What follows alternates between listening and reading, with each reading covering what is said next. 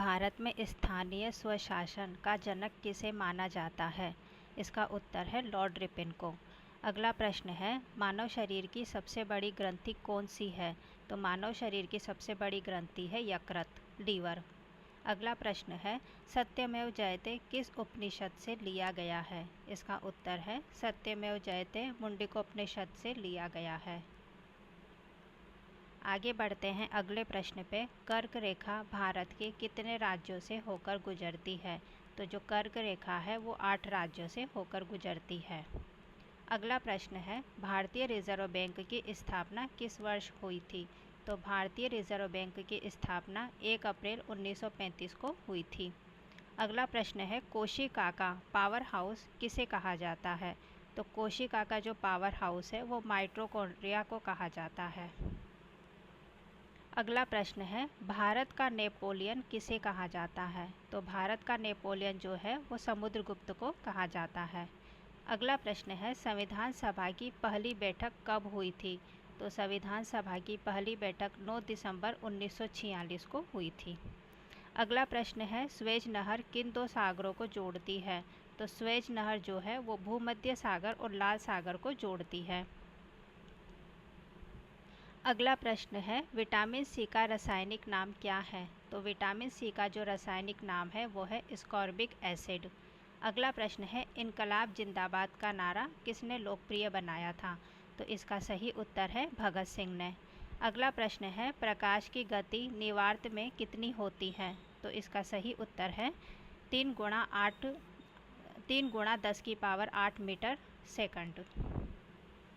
अगला प्रश्न है, विश्व व्यापार संगठन का मुख्यालय कहाँ स्थित है? तो विश्व व्यापार संगठन का मुख्यालय जो है जेनेवा, स्विट्जरलैंड में स्थित है। अगला प्रश्न है, काजीरंगा राष्ट्रीय उद्यान किस राज्य में स्थित है? काजीरंगा राष्ट्रीय उद्यान जो है असम में स्थित है। अगला प्रश्न है, भारतीय संविधान के किस अनुच्छेद में अस्पृश्यता का अंत वर्णित है? तो इसका सही उत्तर है अनुच्छेद 17 में। मास्टर ग्रंथि किस ग्रंथि को कहा जाता है? तो मास्टर ग्रंथि जो है वो पीयूष ग्रंथि को कहा जाता है। अगला प्रश्न है, गदर पार्टी की स्थापना किसने की थी? तो गदर पार्टी की स्थापना लाला हरदयाल ने 1913 में सैन फ्रांसिस्को में की थी। अगला प्रश्न है, भारत की सबसे लंबी नदी कौन सी है? तो भारत की सबसे लंबी नदी है गंगा नदी, 2525 किलोमीटर इसकी लंबाई है। अगला प्रश्न है, लाफिंग गैस का रासायनिक नाम क्या है? तो लाफिंग गैस का रासायनिक नाम जो है नाइट्रस ऑक्साइड है। अगला प्रश्न है, प्रारूप समिति के अध्यक्ष कौन थे? तो प्रारूप समिति के जो अध्यक्ष हैं वो थे डॉक्टर BR अम्बेडकर। अगला प्रश्न है, भूमध्य सागर का प्रकाश स्तंभ किसे कहा जाता है? तो भूमध्य सागर का प्रकाश स्तंभ स्ट्रोम्बोली ज्वालामुखी को कहा जाता है। अगला प्रश्न है, इंसुलिन की कमी से कौन सा रोग होता है? तो इंसुलिन की कमी से जो है मधुमेह रोग होता है। अगला प्रश्न है, हड़प्पा सभ्यता की खोज किस वर्ष हुई थी? तो हड़प्पा सभ्यता की खोज 1921 में दयाराम साहनी द्वारा की गई थी। अगला प्रश्न है, राष्ट्रपति पर महाभियोग चलाने की प्रक्रिया किस अनुच्छेद में है? इसका सही उत्तर है अनुच्छेद 61 में। अगला प्रश्न है, भारत में GST कब लागू हुआ था? तो भारत में GST 1 जुलाई 2017 को लागू हुआ था। अगला प्रश्न है, पेंसिल की लीड बनाने में किस पदार्थ का प्रयोग किया जाता है? तो पेंसिल की लीड बनाने में ग्रेफाइट का प्रयोग किया जाता है। अगला प्रश्न है, स्वराज मेरा जन्मसिद्ध अधिकार है और मैं इसे लेकर रहूँगा, यह किसने कहा था? तो इसका सही उत्तर है बाल गंगाधर तिलक ने। अगला प्रश्न है, सौरमंडल का सबसे बड़ा ग्रह कौन सा है? तो सौरमंडल का सबसे बड़ा ग्रह है बृहस्पति। अगला प्रश्न है, मानव रक्त का pH मान कितना होता है? तो मानव रक्त का जो pH मान है वो है 7.4 हल्का क्षारीय। अगला प्रश्न है, मौलिक अधिकार किस देश के संविधान से लिए गए हैं? तो मौलिक अधिकार जो है संयुक्त राज्य अमेरिका से लिए गए हैं। अगला प्रश्न है, पानीपत का प्रथम युद्ध कब और किसके बीच हुआ था? तो पानीपत का प्रथम युद्ध 1526 ईस्वी में बाबर और इब्राहिम लोदी के बीच में हुआ था। अगला प्रश्न है, विश्व की सबसे गहरी झील कौन सी है? तो विश्व की सबसे गहरी झील है बैकाल झील जो रूस में है। अगला प्रश्न है पौधों में जल का परिवहन किस ऊतक द्वारा होता है? तो पौधों में जल का परिवहन जाइलम के द्वारा होता है। अगला प्रश्न है पंचायती राज व्यवस्था को किस संविधान संशोधन द्वारा दर्जा मिला था? तो इसका सही उत्तर है 73वें संविधान संशोधन 1992 द्वारा। अगला प्रश्न है भारत के प्रथम मुख्य चुनाव आयुक्त कौन थे? तो भारत के प्रथम मुख्य चुनाव आयुक्त जो है सुकुमार सेन थे। अगला प्रश्न है कांसा किस धातुओं का मिश्र धातु है? या कांसा किन धातुओं की मिश्र धातु है? इसका सही उत्तर है तांबा और टिन। अगला प्रश्न है दीन ए इलाही धर्म की स्थापना किस मुगल शासक ने की थी? इसका सही उत्तर है अकबर ने। अगला प्रश्न है भारत का सबसे दक्षिण बिंदु कौन सा है? तो सबसे दक्षिणी बिंदु है इंदिरा पॉइंट ग्रेट निकोबार में। अगला प्रश्न है वायुदाब मापने के लिए किस यंत्र का प्रयोग किया जाता है? तो वायुदाब को मापने के लिए बैरोमीटर का प्रयोग किया जाता है। अगला प्रश्न है धन विधेयक केवल किस सदन में पेश किया जाता है? तो धन विधेयक जो है केवल लोकसभा में पेश किया जाता है। अगला प्रश्न है आर्य समाज की स्थापना किसने की थी? तो आर्य समाज की स्थापना जो है स्वामी दयानंद सरस्वती ने की थी। अगला प्रश्न है हीराकुंड बांध किस नदी पर बना है? तो हीराकुंड बांध जो है वो महानदी ओडिशा पर बना हुआ है। अगला प्रश्न है निकट दृष्टि दोष के निवारण के लिए किस लेंस का प्रयोग होता है? तो जो निकट दृष्टि दोष है उसके लिए अवतल लेंस का प्रयोग होता है। अगला प्रश्न है संसद के दोनों सदनों की संयुक्त बैठक की अध्यक्षता कौन करता है? तो संसद के दोनों सदनों की संयुक्त बैठक की अध्यक्षता लोकसभा के अध्यक्ष करते हैं। अगला प्रश्न है अंतर्राष्ट्रीय न्यायालय का मुख्यालय कहाँ स्थित है? तो अंतर्राष्ट्रीय न्यायालय का मुख्यालय जो है द हेग नीदरलैंड में स्थित है। अगला प्रश्न है आरबीसी का जीवन काल कितना होता है? तो आरबीसी का जीवन काल है 120 दिन। अगला प्रश्न है 1857 के विद्रोह के समय भारत का गवर्नर जनरल कौन था? तो 1857 के विद्रोह के समय भारत के गवर्नर जनरल लॉर्ड कैनिंग थे। अगला प्रश्न है वायुमंडल में सर्वाधिक मात्रा में पाई जाने वाली गैस कौन सी है? इसका सही उत्तर है नाइट्रोजन जो 78% वायुमंडल में पाई जाती है। अगला प्रश्न है धावन सोडा का रासायनिक नाम क्या है? या जो धोने का सोडा होता है वॉशिंग सोडा उसका रासायनिक नाम क्या है? तो उसका रासायनिक नाम है सोडियम कार्बोनेट। अगला प्रश्न है नीति आयोग के पदेन अध्यक्ष कौन होते हैं? तो नीति आयोग के जो पदेन अध्यक्ष है वो भारत के प्रधानमंत्री होते हैं।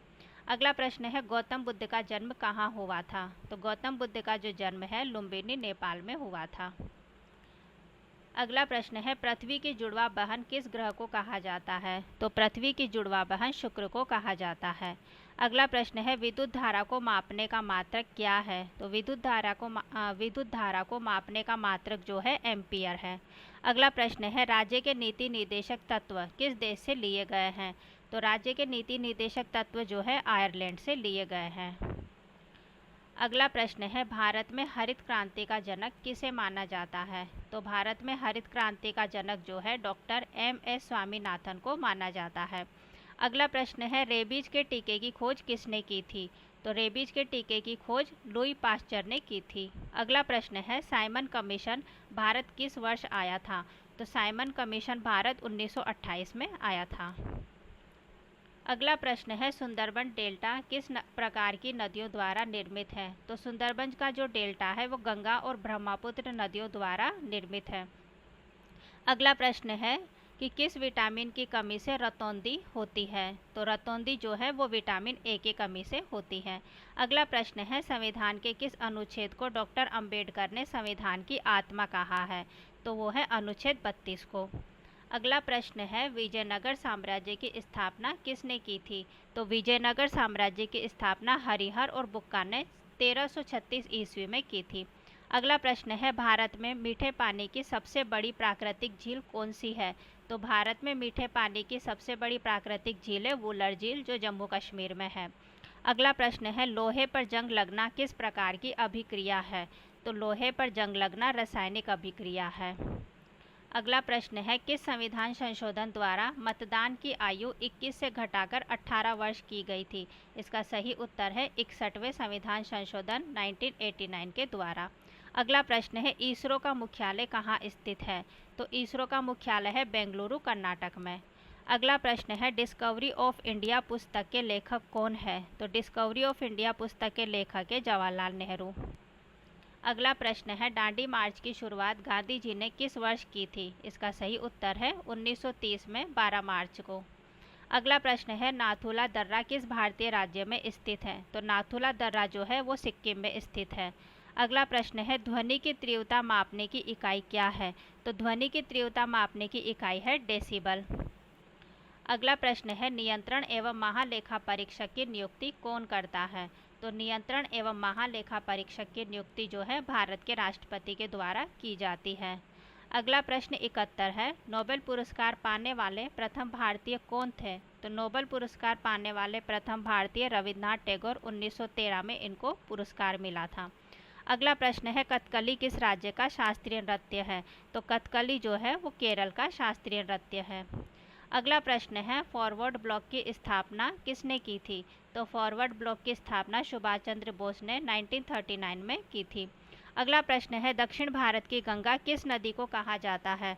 तो दक्षिण भारत की गंगा जो है कावेरी नदी को कहा जाता है। अगला प्रश्न है साधारण नमक का रासायनिक सूत्र क्या है? तो साधारण नमक का रासायनिक सूत्र है NaCl सोडियम क्लोराइड। अगला प्रश्न है राज्यसभा का पदेन सभापति कौन होता है? तो राज्यसभा का पदेन सभापति जो है भारत के उपराष्ट्रपति होते हैं।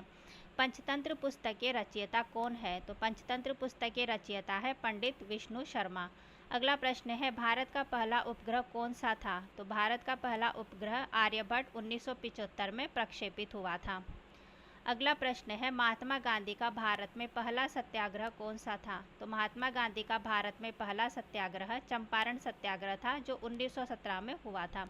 अगला प्रश्न है क्षोभ मंडल की मोटाई किस मौसम में बढ़ जाती है? तो क्षोभ मंडल की मोटाई जो है ग्रीष्म ऋतु या गर्मी में बढ़ जाती है। अगला प्रश्न है ज्ञानपीठ पुरस्कार किस क्षेत्र में दिया जाता है? तो ज्ञानपीठ पुरस्कार जो है साहित्य के क्षेत्र में दिया जाता है।